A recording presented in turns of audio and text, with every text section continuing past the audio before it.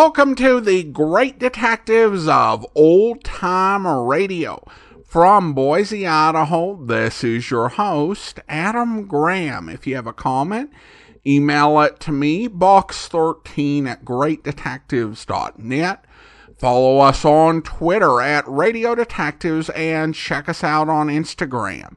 Instagram.com/Great Detectives. If you're not subscribed to the podcast, I encourage you to do so you never miss an episode. You can subscribe with your favorite podcast software, whether it's Apple Podcasts, Spotify, Overcast, Good Pods, or the Amazon Music app at amazon.com/OTR Detectives. Of course, today's Black Friday, and I do want to encourage you to order your Famous Investigator t-shirt at famous.greatdetectives.net to make sure that you get it by Christmas. But now, let's get into this week's episode of yours truly, Johnny Dollar. The original air date, June the 8th, 1954, and the title is The Sarah Deering Matter.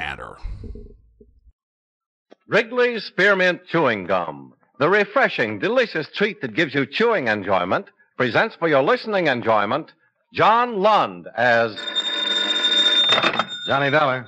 Ed Gross, Johnny. Busy? No, I just finished the case. How can I help you? I'd like you to fly to California, Palma, California. Investigate the death of a woman who was reported to have perished in a fire. Sarah Deering. Sarah Deering. Her name has a familiar ring. The silent movie star. Oh, yeah. Well, she retired in the 20s, didn't she? At the peak of her career. Our company carries a $100,000 policy on her life, and there's a rumor in Palma that Sarah Deering's death was not due to the fire. Oh, yeah? We got the tip from a news item in the local paper, the Palma News. Who benefits by her death? Her estate.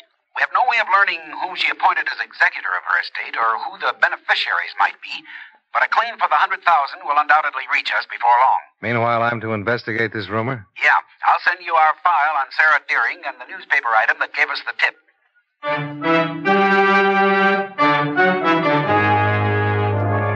the makers of Wrigley's Spearmint Chewing Gum bring you John Lund in a transcribed adventure of the man with the action-packed expense account, America's fabulous freelance insurance investigator. Yours truly, Johnny Dollar.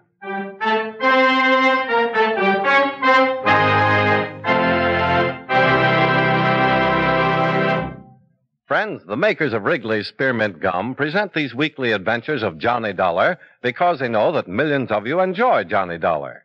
That's true of Wrigley's Spearmint Chewing Gum, too. It's enjoyed by millions, day in and day out. People find that chewing on a smooth, delicious piece of Wrigley's Spearmint Gum somehow makes time pass more pleasantly. Whether you're working, driving, shopping, or just taking things easy, that good, tasty chewing gives you enjoyment and satisfaction. So always keep a package of Wrigley's Spearmint Chewing Gum handy. And whenever you want a refreshing, delicious treat, chew a stick. You'll like it. You really will.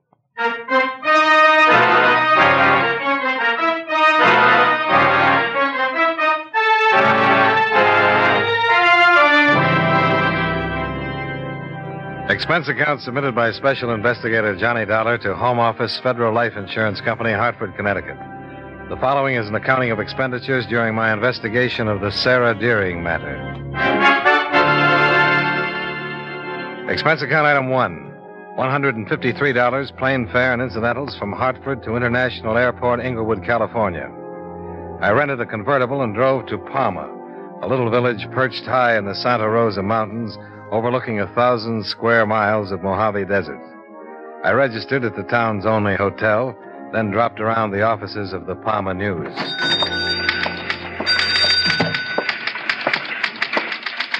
Oh, hello. Can I help you? I'm looking for the editor, Lacey. M. Lacey. I'm Lacey, Maggie Lacey. The editor? The editor. You're kidding. I wish you salesmen would think of a new approach. I'm just a little weary excusing the fact that I'm not a grizzled old character who drinks ink in his coffee. Miss Lacey. And I've got all the printing supplies I need. I'm sorry. Perhaps the next time you pass through... I'm here to talk about a news item, Miss Lacey. Which item? This one. Well, what about it? Well, it says that there are some rather peculiar circumstances, quote, surrounding the recent death of Palma's most famous citizen, Miss Sarah Deering. These circumstances were discovered by the Palma News and brought to the attention of As of this writing, Sheriff Cox has chosen to ignore the evidence submitted by the news. Why? Unquote. You write that? Yes. And you submitted the evidence to Sheriff Cox? Yes, I did. What sort of evidence, Miss Lacey? Now, I'm not sure that's any of your business, Mr. Dollar. Johnny Dollar. My credentials. Oh, an insurance investigator. For federal life. They insured Sarah Deering? For $100,000. Who's the beneficiary, Mr. Dollar? Her estate. The executor hasn't contacted my company as yet. In fact, we don't know who he is or where to reach him. 100,000, you said. Just waiting to be claimed. That would explain why she was killed. What did you say? Sarah Deering was murdered, Mr. Dollar. I'm almost positive of it. You better explain, Miss Lacey. Well, as you know, Sarah Deering was burned to death in her bed. At least that's what the county coroner certified. Accidental death due to fire of unknown origin. But you disagree. And I'll show you why. I found this in the ruins of her bedroom. A medicine bottle. The label was burnt off. What's this stuff caked in the bottom? Well, Pete, the local pharmacist, analyzed it for me. It's what's left of a very powerful sedative. Is this the evidence you submitted to the sheriff? And he said it wasn't anything to be concerned about. Now, listen, Mr. Dollar. The stuff in this bottle can only be purchased by prescription. And it wasn't purchased here in Palma. So? So I think those two men brought it. I think they drugged Sarah Deering and then rigged up some kind of contraption that would start a fire in her bedroom after they got out of town. Hey, hold on. You left me with two men. What two men? The ones who come to see Sarah Deering every year on the same day. Who are they? Nobody seems to know. They usually come together on the noon bus and leave town on the 6:20. I took a photograph of them last year. Plan to do a story on them someday, you know, from the angle of mysterious admirers make yearly pilgrimage to see ex-movie queen. Here it is. And these men appeared on the day of her death? They left on the 6:20, and the fire was discovered at 8. Any idea where they come from? Hollywood. I checked with the bus drivers. You've done a very thorough job, Miss Lacey. Sarah Deering has been my idol ever since I was old enough to dream. I read everything ever written about her. She was a wonderful woman. Yeah, so I've heard. I understand she was a recluse. What woman wouldn't be after the heartbreak she's had? You know, she died broke, Mr. Dollar. Except for the insurance policy. Did she owe anyone? No. No, there was just enough left in her bank account to pay her few debts and Hilda's wages. Who's Hilda? Hilda Brower, her personal maid. Been with her ever since she started in pictures. Well, thanks for your help, Miss Lacey. I'll keep in touch.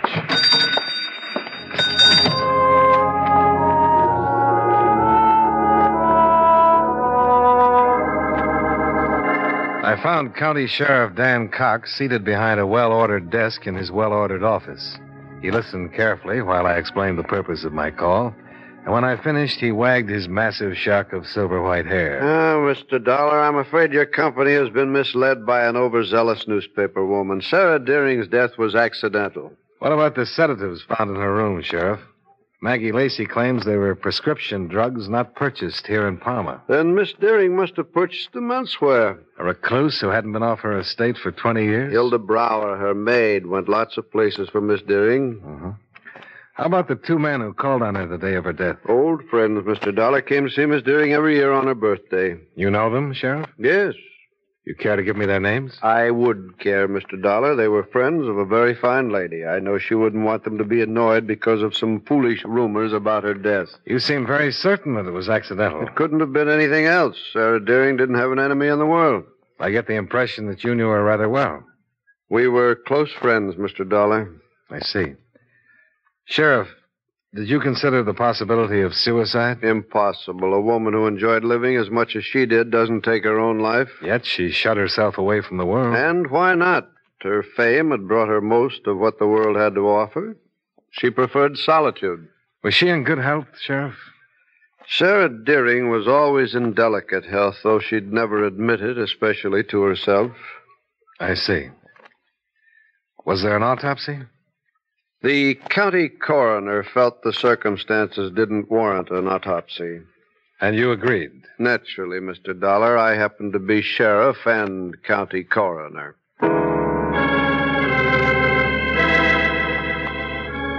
I drove to the outskirts of town and located Sarah Deering's rambling Spanish villa. where I found Hilda Brower, an enormous, tearful woman. It was my evening out, same as every Thursday, Mr. Dollar. I go to early movie. I'm home at 8. I smell smoke. It comes from her bedroom. There's fire. I try to reach her, but the flames... It's all right, Hilda. You did what you could, I'm sure. Excuse me, please. I'm not myself, you understand? Of course. Hilda, who were the two men who visited Miss Deering that day? Two men?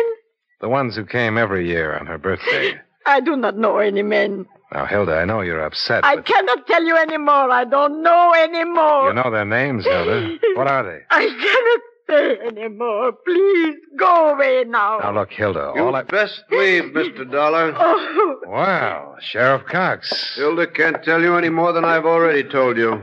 Case is closed. Why persist in stirring up ugly rumors? I've got a job to do, Sheriff. You've done it. Now, why not leave us in peace? I'll be going when I'm satisfied. That's your privilege, sir. Meanwhile, don't trespass on this property again. Just as you say, Sheriff. Goodbye.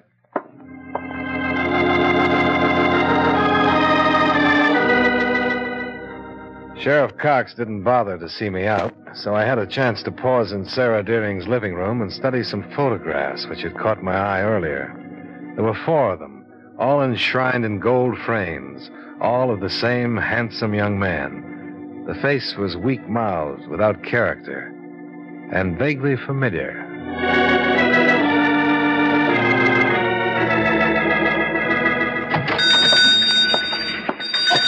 Well, Mr. Dollar, you back so soon?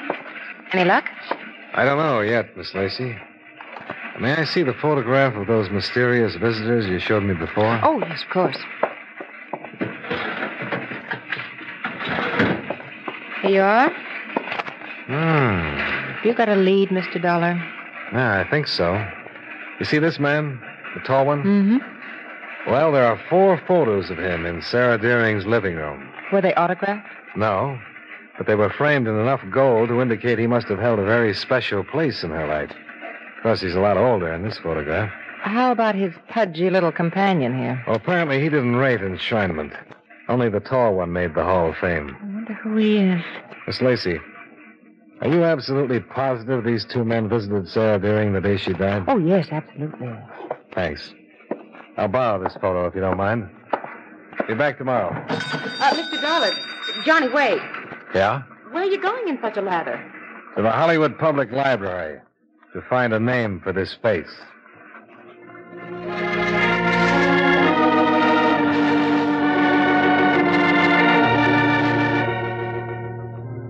If you think the person in this photograph was an actor, Mr. Dollar, his picture and name will undoubtedly be cataloged in the Players Directory or prior to 1937, the Standard Casting Directory. Well, fine. However, unless you know approximately when he was active, you may be in for a very long search. Oh?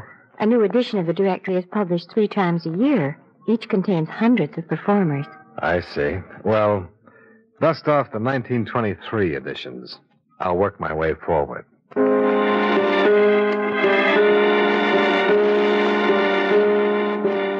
4 hours and what seemed to be 400,000 faces later, I found my man in a 1928 edition of the Standard Casting Directory.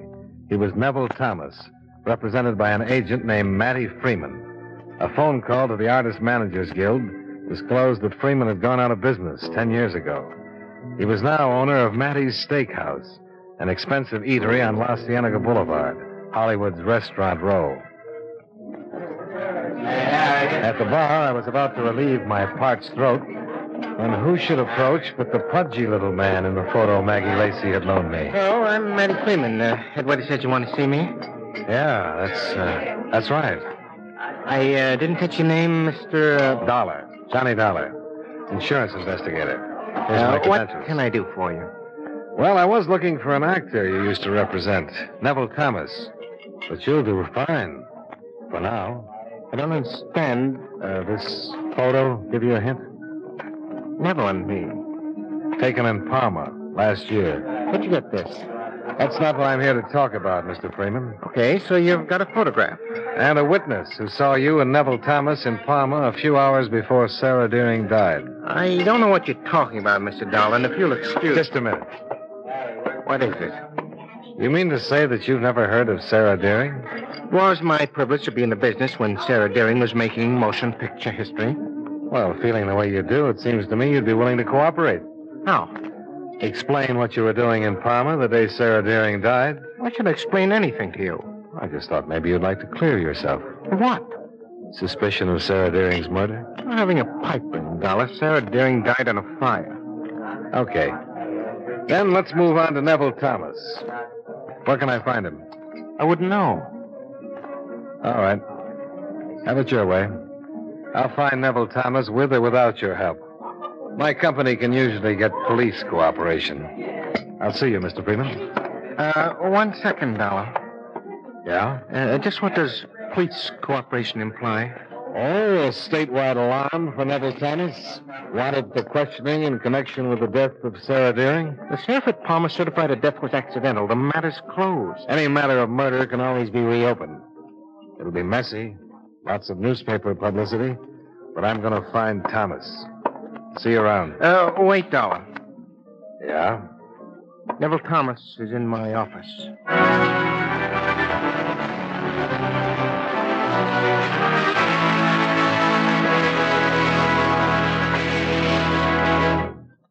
Friends, no matter what kind of work you do, there are bound to be times when the job seems monotonous. You feel tense and restless, and you need something to give you a boost. Well, you'll be surprised how helpful a stick of Wrigley's Spearmint Chewing Gum can be at times like that. You see, chewing on a smooth piece of Wrigley's Spearmint Gum is a natural way to ease tension and relieve that feeling of restlessness. The easy chewing gives you satisfaction. You get a nice little lift out of it. And Wrigley's Spearmint Gum tastes good, too. Its flavor is lively, refreshing spearmint, a flavor millions enjoy. Try it and see for yourself. Get a few packages of Wrigley's Spearmint Chewing Gum and chew a stick from time to time while you work. Chewing this delicious gum will make your job seem easier and pleasanter. It really will. And now with our star, John Lund, we bring you the second act of Yours Truly, Johnny Dollar.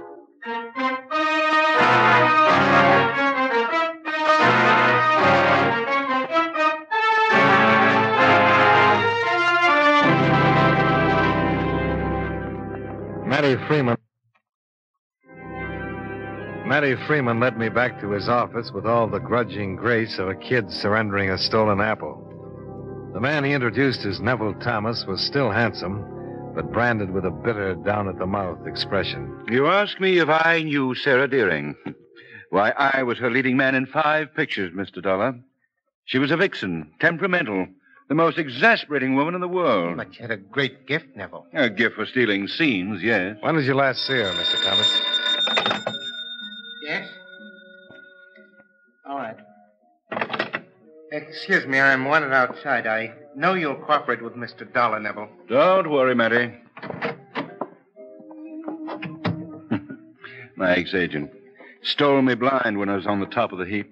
I drop around here once in a while to admire the house my money built. Let's get back to Sarah Deering. If you insist. When did you see her last? Not since our last picture. Oh, that's not true. No? You saw her the day she died.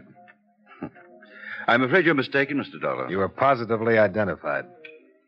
By whom? By someone who's seen you in Palma every year on Sarah Deering's birthday. Fantastic. Take a look at this photograph.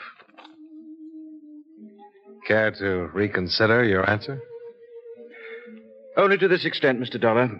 I'll admit I did visit Sarah Deering occasionally, as seldom as possible, and only after she besieged me with letters and phone calls. You see, Sarah was in love with me. Had been for many years. Oh. And you? I'm afraid I didn't share Matty's adoration for her, Mr. Dollar. Pity is the nicest word to express my feeling for Sarah. I see. What do you know about the real cause of her death? I read that she died in a fire. Has there been some further development? You were seen leaving her home less than 2 hours before the fire was discovered. Impossible. I can prove I was here in Hollywood at the apartment of a friend. Who? Mattie Freeman. Well, it didn't take a mental colossus to deduce that Thomas and his ex-agent had rehearsed their alibi before I ever set foot in the steakhouse. The clincher, if I needed one, came as I pulled out of the parking lot. I spotted Mattie talking to someone in a parked sedan. The someone obliged by striking a match to his cigar, which revealed that it was Sheriff Dan Cox. Right then, I decided to call it a day. I registered at the plaza, took an aspirin, a hot shower, and a sleeping tablet, in that order.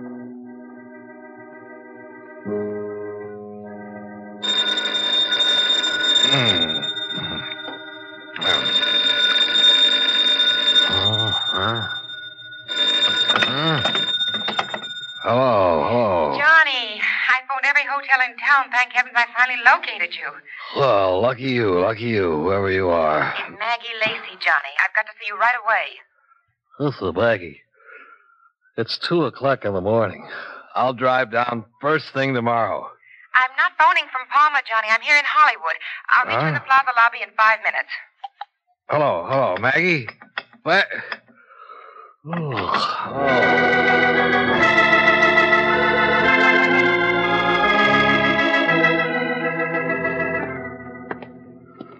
Say, Maggie. Johnny.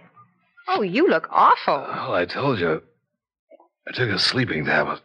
Oh, it's a blockbuster. Oh, my eyelids feel like lead sash weights. Come here. Let's sit down over here. Okay. Better make it. Ooh, make it snappy. Well, when I missed you at the library, I decided to do a little research on Sarah Deering. Well, good for you. Well, they have a wonderful Sarah Deering scrapbook with all her news photos and clippings. I borrowed this. Hey, did these agonized eyes deceive me, or the people in this photo? Read the caption, Johnny.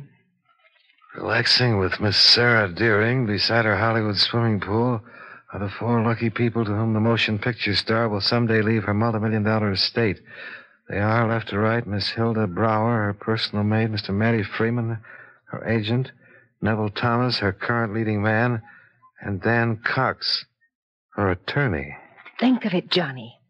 Sheriff Cox, the man who insists her death was accidental, is one of her heirs. Well, I'm not the least surprised. Well, I'll see you in the morning, Maggie. Well, Johnny, wait. Aren't you going to do something? Yeah. I'm going to point you toward the YWCA, then send a wire to my company, then wait quietly for an answer.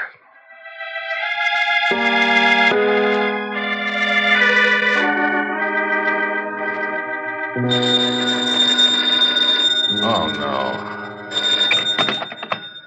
Johnny Dollar. Ed Gross, Johnny. Oh, hello. What time is it? 9 here. 6 where you are. Oh, no. Say, I got your wire. What are you doing in Hollywood? Tried phoning you in Palma last night. Where have you been? I'll explain later, Mr. Gross. Say, how about Sarah Deering's insurance? Anybody claim the $100,000 yet? Yeah, got a registered letter yesterday. Mailed 2 days ago from the executor of her estate. Yeah? Who is he? A Palma man named Cox. Dan Cox. I checked out of the plaza, expense account item 3, $12, and was halfway to Palma before I realized I'd forgotten to pick up Maggie Lacey. But I quieted my conscience by making a mental promise that she'd get an exclusive story on Hilda Brower's confession. At this point, confronted with all the information I had, I figured Hilda would be the easiest of the 4 heirs to break. I learned how wrong a guy can be when I pulled into the drive of Sarah Deering's villa and discovered I was expected.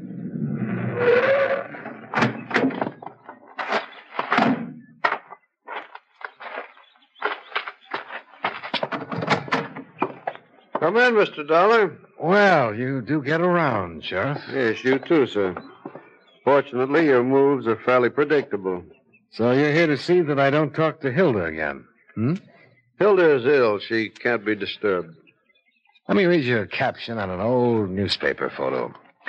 Relaxing with Miss Sarah Deering beside her Hollywood swimming pool are the 4 lucky people to whom the motion picture star will someday leave her multimillion-dollar estate. They are, left to right, Hilda Brower, Mattie Freeman... Oh, you need Neville to go on, Mr. Dollar. I see what you're driving at. You think the 4 of us murdered Miss Deering for her insurance money? Well, it's the most logical theory to date, Sheriff. Especially since you happen to be the executor of the estate. Mr. Dollar, Sarah Deering was not murdered. However, I will admit that she did not die as a result of the fire. Oh? She was dead when the fire was started. Started? Who was the firebug? Hilda. She came home, found Miss Deering dead, an open bottle of sedatives beside the bed. Suicide. That's what Hilda thought. She must have gone out of her head with grief. She told me later that her only thought was to protect Miss Deering's name from the shame of a suicide's death. So she set the fire to destroy the evidence? Yes.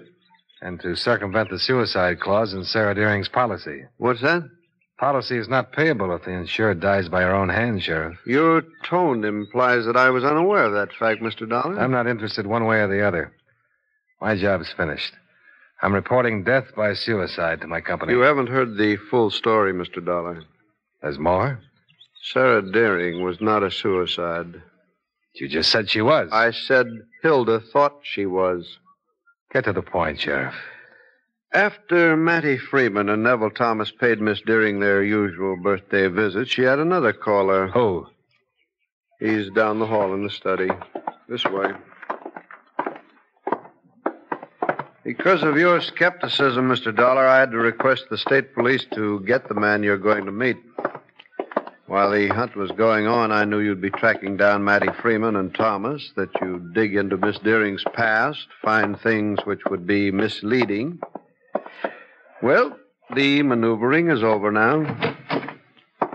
This gentleman can tell you the real truth about Sarah Deering's death. Mr. Dollar, this is Dr. James Harding. Oh, so you're a Dollar, huh? That's right. Well, you've caused a lot of trouble, Dollar. Broke up the first vacation I've had in 10 years. I'm sorry, but there's a matter of $100,000. Please don't interrupt. I've got to be back in Beverly Hills by noon. Got patients waiting. Well, then get to the point, Doctor. All right. I've got a little hideout in the desert. That's where the state police found me. I was on my way there the day Sarah Deering died. Had to pass through Palma, so I stopped off to see Sarah. Dr. Harding was her physician, Mr. Dollar. And a very old friend. I was about 7 when I drove up. I found her alone. She'd had a sudden attack. She was dying. Dying? Sarah Deering had been dying for years, Mr. Dollar. I won't go into the medical details. Suffice it to say, her courage couldn't hold off the inevitable any longer. As she was failing fast, in great pain. So you gave her the sedative? Yes. She died quietly. Then Jim came down to my office to report her death. I was out on a call. I didn't want to wait, so I filled out a death certificate, left it with a note on Dan's desk, and then drove on to my desert place. Meanwhile, Hilda returned home from the movies, found Miss Deering dead, and the bottle of sedative Jim had forgotten. The rest you know, Mr. Dollar. Well, it's none of my affair or my company's. But just for the record, why did you report Sarah Deering died as a result of the fire? If I'd reported the real truth, then I would have had to charge a very devoted servant and companion with arson. But Hilda did set the fire, Sheriff, and arson is a crime. Mr. Dollar, do you think Hilda committed a crime? Well, legally, yes, but morally... Well, as I said, it's none of my affair, is it? Goodbye, gentlemen. Goodbye, Mr. Dollar.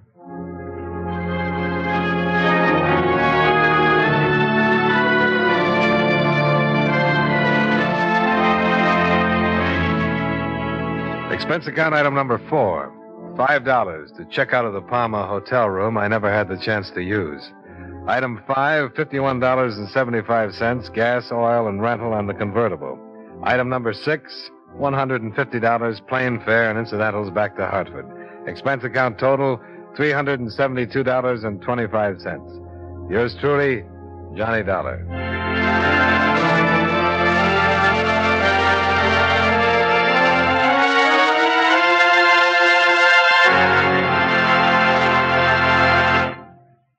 Friends, next time you chew a stick of Wrigley's Spearmint Gum, notice how cool and fresh it makes your mouth feel.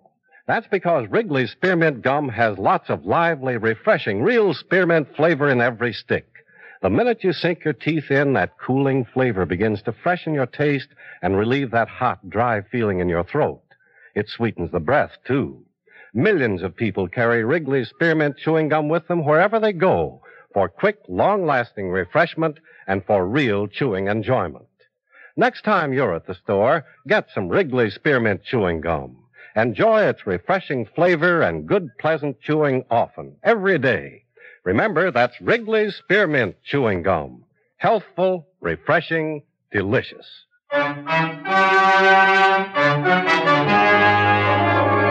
The makers of Wrigley's Spearmint Chewing Gum hope you enjoyed tonight's story of Johnny Dollar and that you're enjoying delicious Wrigley's Spearmint Gum every day. This is Charles Lyon, inviting you to join us again next week at this time when John Lund again transcribes his expense account as Yours truly, Johnny Dollar.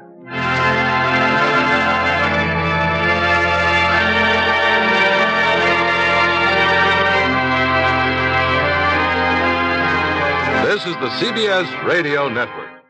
Welcome back. One thing I will say for this story is that Sarah Deering is a great name for a silent film actress. That said, let's just go ahead and get this out of the way. Sheriff Cox is the worst. Johnny was understandably skeptical, and so Sheriff Cox decided, you know what, I'm just going to call in the doctor who can clear everything up. But I'm not going to tell Johnny Dollar this. I'm going to make him go down and spend hours to figure out who these two people are that I could have just told him who they were. And he'll have to travel to see them, and he doesn't actually need to see them if I would just tell them what's going on. And now we know what was going on with Marty. He explained all this to Marty, and Marty said, so let me get this straight. I'm having to take time away from my business and having to get my friend to come and answer questions about a murder case when we don't actually need to. You could have just told him, why are you doing this? Well, he is investigating. That's kind of his job. Well, he's acting like something's going on and that things aren't as they seem. They aren't as they seem. You're covering up an arson. But don't you see, he'll eventually end up coming back, and then I will be able to be all smug and say, oh, your methods are so predictable. And we'll teach him a lesson, not only doing his job, but having logical thought processes too. So you see, Marty, it's all part of the plan. Now, besides that, the sheriff doesn't make decisions on charging people, and just because people committed a crime doesn't mean you have to charge them with the crime, particularly if no one's, pressing charges. That decision would be made by the prosecutor. So he's essentially making this long excuse for filing a false report because, again, he's the worst. Though I don't think a whole lot of this doctor friend who saw one of his oldest and dearest friends pass away. And he sat there and said, wow, she's gone. Probably the lady who has served her for so many decades is going to be back any minute, and she'll be traumatized for life if she finds like this. Oh, well, let me get this death certificate filled out. Vacation, all I ever wanted. Or whatever song people would sing before the days of Cyndi Lauper. It was also odd that Johnny was described as taking a sleeping pill. I can't recall any episode before this that Johnny took a sleeping pill, or any episode afterwards. And I'm trying to think, it's a weird thing I've heard reference to detectives telling us they went to sleep, but never before, I think, on any other series. I'm trying to recall anywhere they took a sleeping pill. Now, this script was written by Dawn Sanford, who had a total of 3 scripts for the series. The other 2 were from 1953, and both were a little bit different than your typical Johnny Dollar story. He wrote The Bobby Foster Matter, which was about counterfeit polio treatments for kids. I had to practice to say the name of the treatment when I was recording the episode, so I'm not going to do that again. And then And they had the independent diamond traders matter, which focused on diamond smuggling that was undermining traders on the New York Diamond Exchange. And I think in those two cases, the mysteries were flawed, but they were more interesting stories for me because, he did some really good research. In this case, the story is so straightforward that the flaws in the mystery really do become a lot more apparent. As I said, this is the last story that Don Sanford would write for Johnny Dollar. So next week we'll be back to Sidney Marshall. Now we turn to listener comments and feedback. And we have an email from Mike who writes, "You read an email that recommended the Dan Frank episode because it was good. I just started listening, but I can't believe this episode will have anything more surprising than a PSA from the State Department saying they tell other countries how many seals they are allowed to kill a year." Well, thanks for the comment, Mike. Now, obviously, I think that referenced the State Department having authority over seals killed in U.S. waters. There were 9 other countries where you could hunt seals, so I don't think the U.S. was intending to say the State Department could regulate that. Now, of course, seal hunting has been illegal in U.S. waters and on the high seas by U.S. citizens since 1972 with the passage of the Marine Mammal Protection Act. Most seal hunting today occurs in Canada or Greenland. Over on YouTube, a listener agreed with my analysis that the Nathan swing matter was probably borrowed from another series, perhaps The Lineup.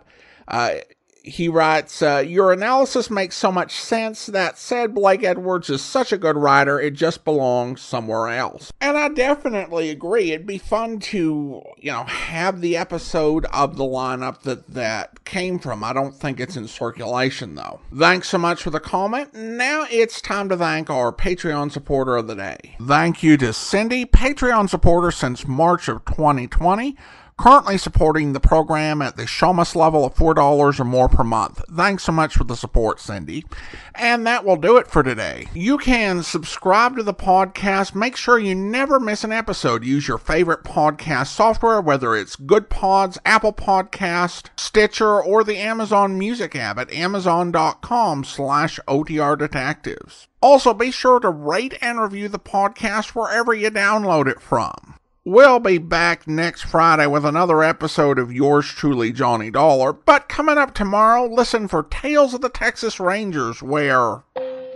Sure glad you got here, Jace.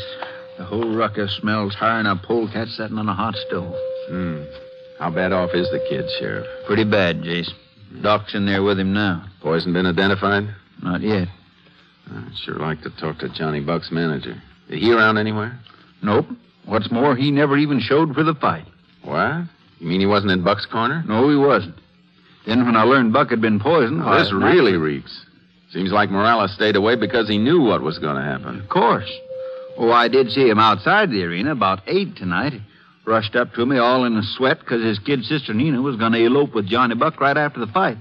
Said she was underage, wanted me to take her into custody if she showed up. That doesn't make sense. All Morales had to do was stick close to Johnny Buck. The girl would have to show sometime. Yeah. Gave me some story like if I stayed on the lookout at the arena, he'd be able to search for her among her friends. So far, I never seen hide nor hair of her. Where'd he go after he talked to you? Inside the arena. Said he had to see Chico Valdez. That's Johnny's trainer. Then I saw him drive off, maybe 15 minutes later. I want Morales picked up, Sheriff. Right now, he stacks up a pretty fair suspect. Yeah. He sure had the motive. Could have done plenty in 15 minutes. Oh, Jace, that's Doc signaling. We can go in now.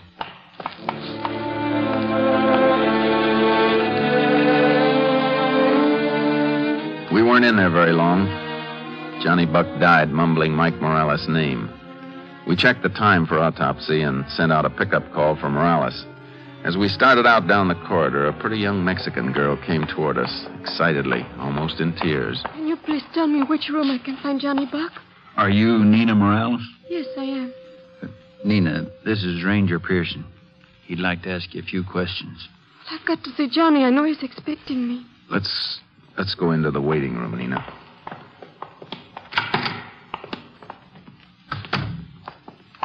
Sit down, Nina. Why can't I see Johnny first? I'll come right back here. Honest, I will. In a few minutes. Nina, perhaps you can tell us why your brother wasn't in Johnny's corner tonight. I think because he's no longer Johnny's manager. Why did he break up with Johnny? On account of me. It was silly. Mike said he didn't want me running around with prize fighters. Said Johnny wasn't good enough for me. How would he know Johnny's good and kind? When did Mike find out about you and Johnny? I don't know for sure. He warned Johnny, but we still kept seeing each other. And last night I know Chico saw us, and... Well, when Johnny brought me home, there was Big Mike waiting for us. What happened? Well, when I told him Johnny and I were going to get married, he went wild. He slapped me, and then he and Johnny had it out. They fought? Johnny gave him a beating. What happened after that?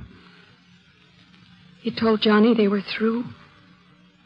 He said before we could ever get married, he'd kill Johnny first. Yeah, Mike probably said that out of anger. He has a terrible temper. But I think he's going to feel differently after we're married. Thanks, Nina. That's all. I can go now? I can see Johnny? Yes. Nina. Yes? Nina, you don't want to see him. Not now. But I do. That's why I came. What's wrong? Anything happened to him? Is he? He's dead, Nina. I hope you'll be with us then. In the meantime, do send your comments to box13@greatdetectives.net. Follow us on Twitter @Radio Detectives and check us out on Instagram, instagram.com/greatdetectives. From Boise, Idaho, this is your host, Adam Graham, signing off.